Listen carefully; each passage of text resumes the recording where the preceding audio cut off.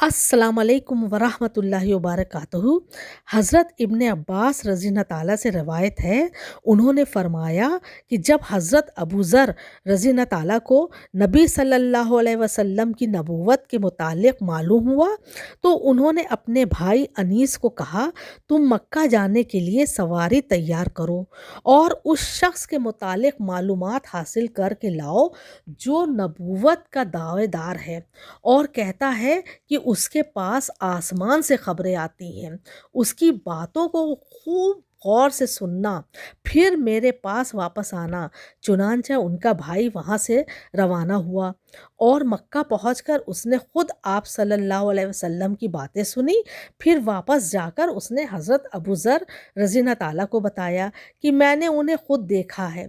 वो अच्छे अखलाक का लोगों को हुक्म देते हैं और मैंने उनसे ऐसे कलाम सुना है जो शेर की कसम के नहीं हैं। हज़रत अबू ज़र रज़ी अल्लाह ताला ने कहा, जिस मकसद के लिए मैंने तुझे भेजा था मुझे उसके मुतालिक पूरी तसल्ली नहीं हुई। आखिर उन्होंने खुद तोशा सफ़र तैयार किया और पानी से भरा हुआ एक पुराना मशकीज़ा अपने साथ रख लिया।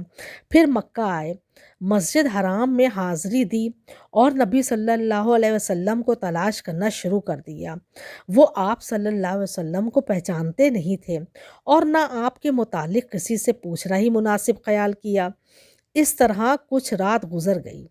वो लेटे हुए थे कि हज़रत अली रज़ी अल्लाह ताला ने उनको देख लिया और समझ गए कि कोई मुसाफिर है।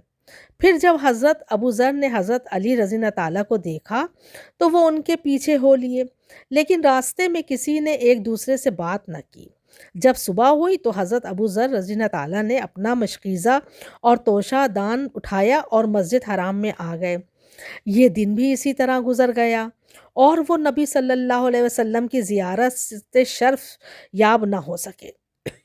शाम हुई तो सोने की तैयारी करने लगे तो फिर वहाँ से हज़रत अली रज़ी अल्लाह ताला का गुज़र हुआ तो वो समझ गए ये वही मुसाफिर है जिसे अभी तक अपना ठिकाना नहीं मिल सका। वह उन्हें उससे फिर अपने साथ ले आए और हस्ब साबिक आज भी किसी ने एक दूसरे से बातचीत ना की। जब तीसरा दिन हुआ तो हज़रत अली रज़ी अल्लाह ताला ने उसके साथ फिर वही काम किया और अपने साथ ले गए और उनसे पूछा, तुम मुझे बता सकते हो कि तुम्हारा यहाँ आने का मकसद क्या है? हज़रत अबू ज़र रज़ी अल्लाह ताला ने कहा, अगर तुम मुझसे पुख्ता वादा करो कि तुम मेरी सही सही रहनुमाई करोगे तो मैं तुम्हें सब कुछ बता सकता हूँ। चुनांचा हज़रत अली रज़ी अल्लाह ताला ने उनसे वादा कर लिया तो उन्होंने अपने ख़यालात का इजहार किया। हज़रत अली रज़ी अल्लाह ताला ने फरमाया, यकीनन वो हक़ पर हैं और अल्लाह ताला के सच्चे रसूल हैं। अब सुबह के वक्त तुम मेरे पीछे पीछे आना। अगर मैं कोई ऐसी बात देखूं जिससे मुझे तेरे मुतालिक कोई ख़तरा महसूस हो तो मैं वहाँ खड़ा हो जाऊँगा। गोया मैंने जूता बांधना शुरू कर दिया।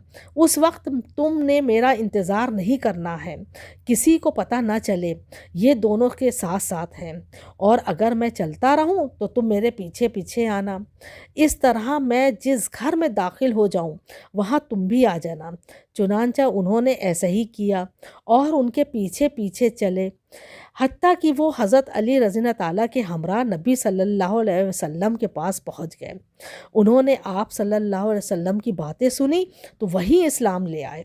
फिर नबी सल्लल्लाहु अलैहि वसल्लम ने उन्हें फरमाया, तुम अब अपनी कौम यानी कबीला गफ़ार में वापस चले जाओ और उन्हें मेरे हाल से आगाह करो हत्ता कि तुम्हें मेरा पैगाम पहुँचे।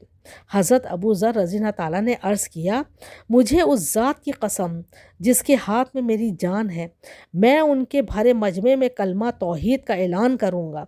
चुनांचा वो वहाँ से निकले और सीधे मस्जिद हराम में आए और बा आवाज़ बुलंद कहा, गवाही देता हूँ कि अल्लाह के सिवा कोई माबूद बरहक नहीं और हज़रत मोहम्मद सल्लल्लाहु अलैहि वसल्लम अल्लाह के रसूल हैं। ये कलमा हक़ सुनते ही सारा मजमा उन पर टूट पड़ा और इतना मारा कि उन्हें ज़मीन पर लिटा दिया। इतने में हज़रत अब्बास रज़ी अल्लाह ताला वहाँ आ गए और हज़रत अबू ज़र रज़ी अल्लाह ताला को खुद को डालकर कुरैश से कहा, अफसोस क्या तुम्हें मालूम नहीं कि ये शख्स कबीला गफ़ार से है اور شام جاتے وقت تمہارے تاجروں کا راستہ ادھر ہی ہے پڑتا ہے۔ اس طرح ان سے خلاصی ہوئی۔ پھر وہ حضرت ابو ذر رضی اللہ تعالیٰ دوسرے دن مسجد حرام میں آئے اور اپنے اسلام کا اظہار کیا۔ قوم پھر ان پر بری طرح ٹوٹ پڑی، انہوں نے خوب زور مارا ان کو۔ اس دن بھی حضرت عباس ان پر اوندھے ہو گئے۔